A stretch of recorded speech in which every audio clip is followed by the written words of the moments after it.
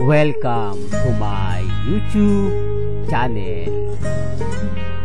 Kung bago ka lang sa channel na to at true-blooded Aldab Nation ka, tama po ang channel na pinuntahan mo. Kaya considering na po kitang bagong subscriber. At huwag mong kalimutan pindutin yung bell para lagi po kang updated sa bagong video na ilalabas ko. Salamat po sa iyong pag-click sa channel na to. Wearing his businessman hat, lumahok si Asia's multimedia star Alden Richards sa FINED o Financial Education Stakeholders Congress organized by Bangko Sentral ng Pilipinas. Mindset changing your mindset every day when you wake up, di ba? I'm gonna make a difference today. I'm gonna make myself worthy of something today. I'm gonna accomplish something. Welcome back mga kaaldab. Ito na naman po ang inyong lingkod, si Mr. Destiny. At magbibigay tayo ng pinakamagandang update po ngayon sa social media. Ito yung pinaka-latest mga kaaldab na nangyayari ngayon at nagaganap po sa social media. Di po ba? Si Alden Richards ay binida na naman po ng 24 oras.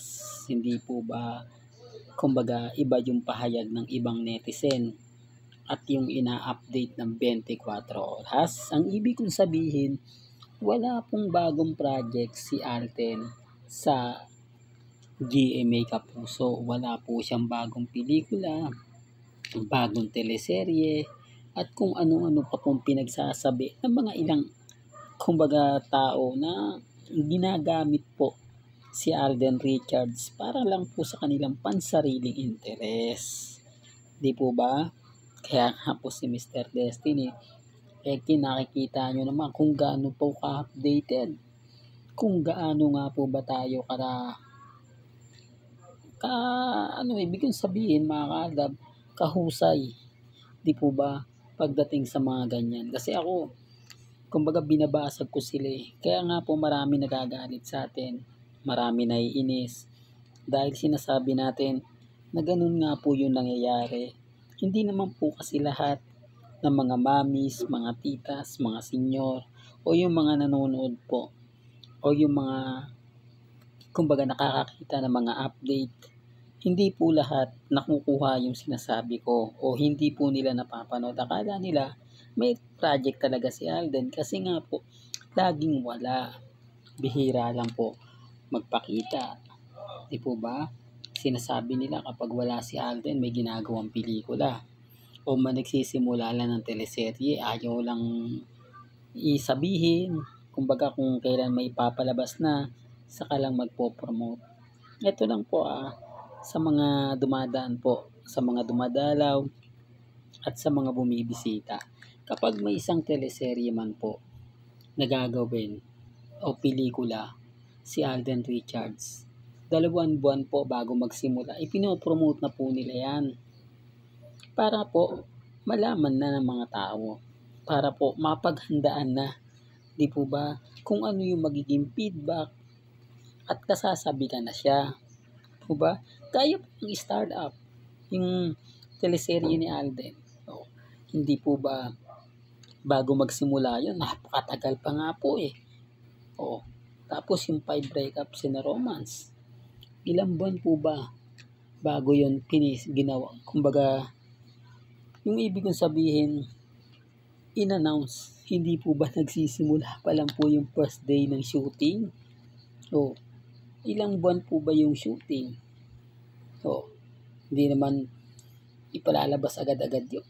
Yan ang sinasabi ko, pinupunto ko. Di po ba? Kaya nga sabi ko sa inyo, kapag ka nandito kayo sa channel ni Mr. Destiny, mas marami po kayo maintindihan. Mas marami po kayo mauunawaan. Mga bagay-bagay na dito nyo lang po talaga mapapakinggan sa channel ni Mr. Destiny. Kaya nga po ako masaya na eh.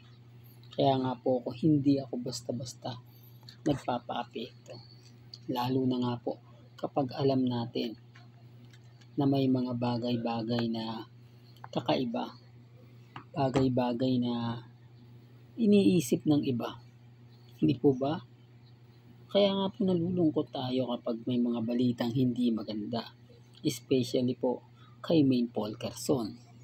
Oh, hindi po ba? Kaya nga po kapag pinapasaringan si Maine, relax lang.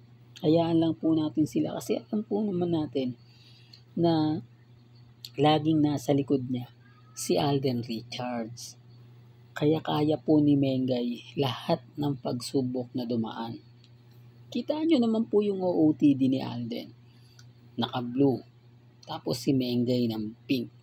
Yung suot na blue ni Alden, talagang masasabi mong medyo matingkad na pag pinaghalo mo, blue-pink na hindi po ba? Umaayo naman po talaga sa atin. Pansinin mo yung mga sa Facebook, yung mga logo na pag pinagsasami ko, yung color po na kino-combine.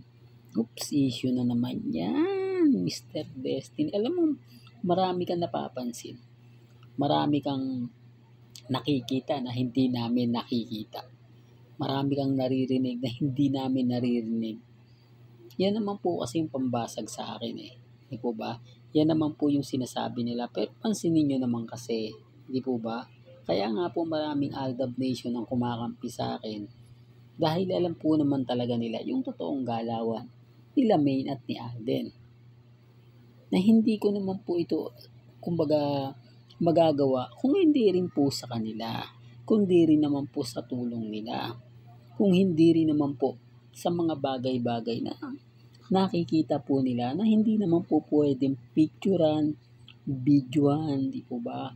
Yung sabihin lang po nila sapat na. Kaya nga sabi ko sa inyo, hindi tayo namimilit Kung sa palagay nilang fake news yun, hindi naman po natin yan pinipilit sa kanila. Kasi sa atin, mga kaldab, sa akin, masaya na po ako. Dito pa lang po sa 24 oras, panalong-panalo na ako Kasi kung meron man pong pelikula, teleserye, agad-agad yan ibabalita. Agad-agad yan ipopromote ng GMA. Lalo na po yung mga artistang kasama. Lalo na po yung mga artista na talagang makikita mo, mararamdaman mo na parang may mali. Parang, kumbaga, yung tipong mapapaisip ka. Yung tipong malalaman mo lahat ng mga sikreto. Yung tipong ano man ang mangyari. Yung tipong hindi mo talaga siya makukuha. Po ba? Kaya ang sabi ko sa inyo mga kaldab, lagi lang kayo nakatutok sa channel ni Mr. Destiny. Abay, marami kayong maintindihan.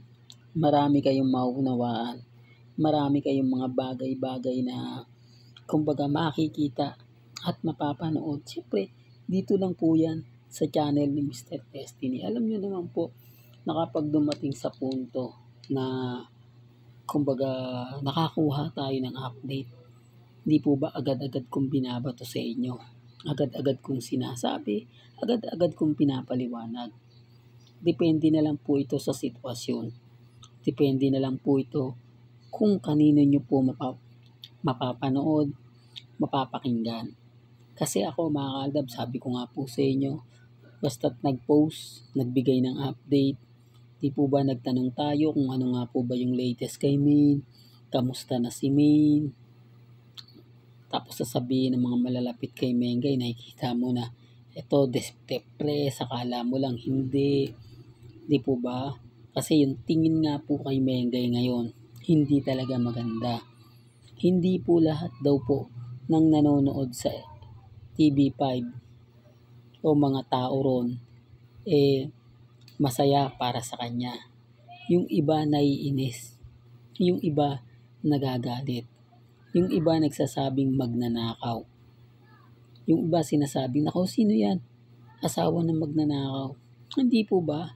Medyo hindi talaga, kaya nga po hindi na tumutuloy si Mengay sa District 1 Sa Bulacan na po siya may nakikita.